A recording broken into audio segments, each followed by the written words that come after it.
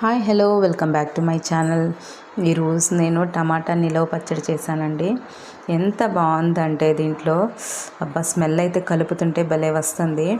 అన్నీ ముందుగానే మిక్స్ చేసుకున్నాను. నాకైతే ఒక్కదానికి వీడియో తీసుకుంటానికి కుదరలేదు, అందుకని చెప్పి నేనైతే వీడియో అయితే ఏం చేయలేదు.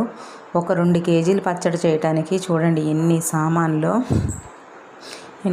అవుతాయో. కడిగేదానికి కూడా అంతే టైం పడుతుంది. ఇది నీట్గా మొత్తం పచ్చడిని ఇట్లా కలుపుకొని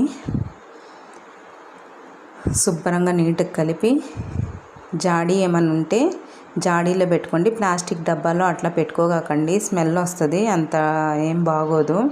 నేనైతే ఈ జాడీ రీసెంట్గానే కొన్నాను, అంటే ఒక 2 months బ్యాక్. ఇక్కడ ఒక ఎగ్జిబిషన్ పెడితేను ఆ ఎగ్జిబిషన్లో కొన్నాను.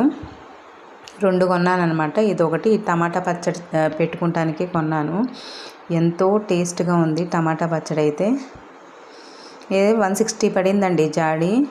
చాలా వెరైటీలో జాడీ. ఈ జాడీ చూడంగానే నాకైతే మా అమ్మమ్మ గుర్తొచ్చింది. చిన్నప్పుడు ఇట్లాగే పచ్చళ్ళు ఏమైనా ఆవకాయ పచ్చడి కానీ వెరైటీ జాడీలు ఉండేవి కదా, ఇంకా అంతకనే అది గుర్తొచ్చి నాకు నచ్చి ఇంకా తీసుకొచ్చుకున్నాను. సాల్ట్ కానీ అట్లా వేసి పెట్టుకోవచ్చు కదని. ఇదిగోండి నీట్గా ఇట్లాగా పెట్టేసుకొని మూత పెట్టేసుకొని, వీలుంటే ఎట్లాంటి పురుగు కానీ ఏమీ అటు ఇటు వెళ్ళకుండా బాగా ఊరటానికి మాగటానికి ఒక క్లాత్ని పైనుంచి కట్టుకొని 1 week ఆగినాక తాలింపు వేసుకున్నా బాగుంటుంది.